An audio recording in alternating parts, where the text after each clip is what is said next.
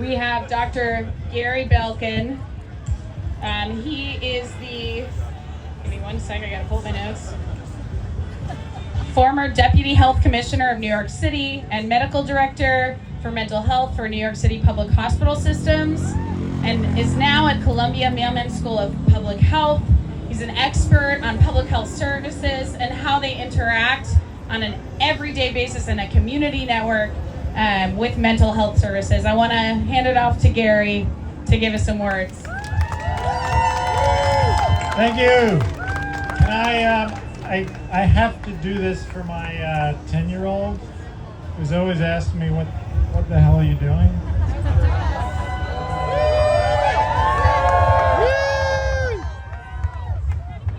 This is amazing.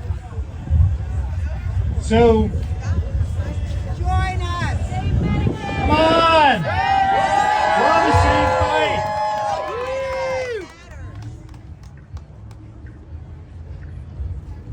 So we got a lot to do, and we have to start building the energy and the mindset.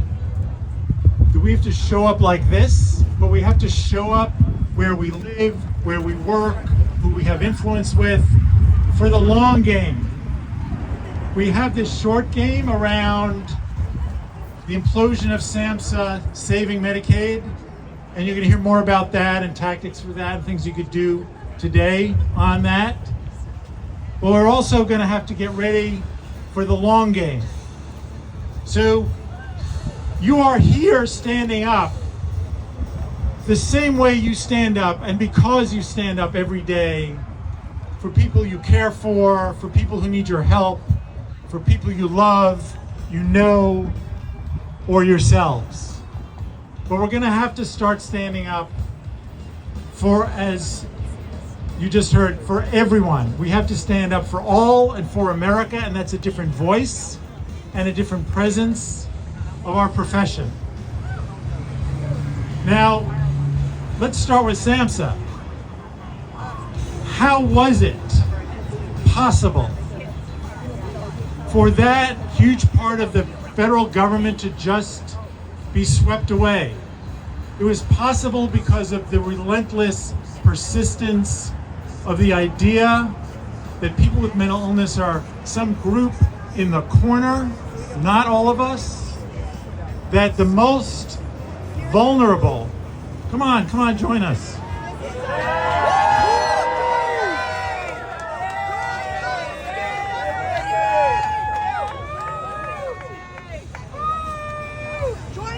The persistence of the idea that government's role for mental health was about some group in the corner, rather than commitment to the most vulnerable, is actually the cornerstone of a decent society. And that the work of parity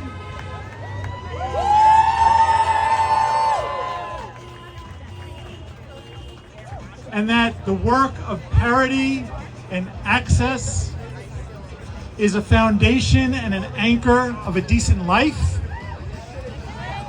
for all people. No health without mental health. Caring for the most vulnerable goes hand in hand. It's not a zero-sum game. It goes hand in hand with the same habits and commitment to building the building blocks of well-being and mental health for everyone. SAMHSA is for all of us. Yes, yes. And Medicaid is for all of us. How was it so easy to get to this point? There's been some pushback, but we're at this point where we can just decimate Medicaid.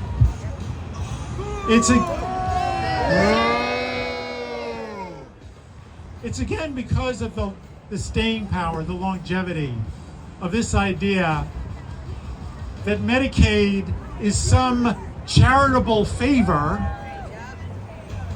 rather than part of our national social contract that everyone has a right to health care.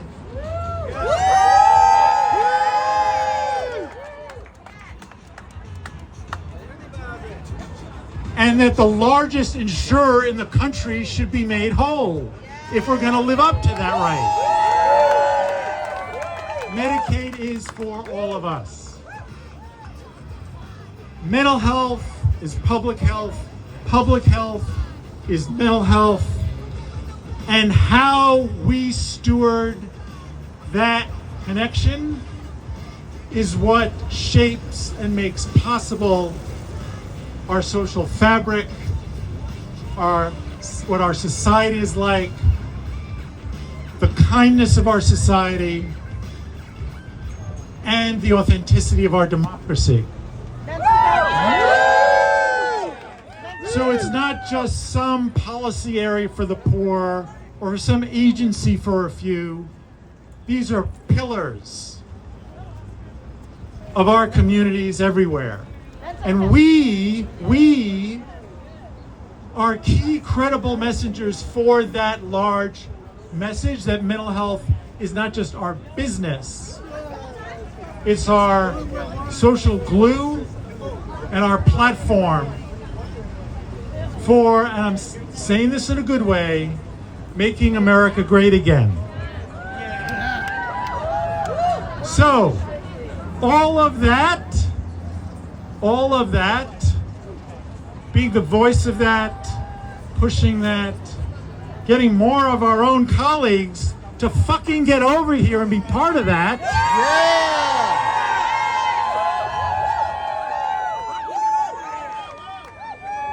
That's a lot to show up for. So thank you for showing up for all of that.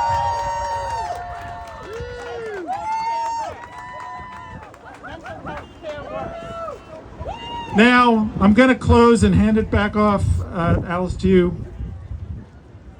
We haven't, as a community, I'm not talking about individuals, but as organized psychiatry, everybody, we have not been very good at showing up for all of that.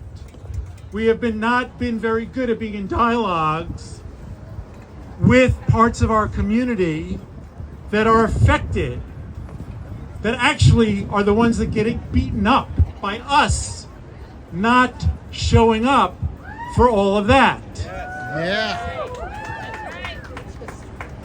But we can change that. We have to change that. We're going to change that. And it starts with this group talking to everyone here. Where were you? When you go back to your communities, find in your workplace, in your YMCA, in your house of worship, wherever it is, the germination of a different message that this is about all of us. Thank you.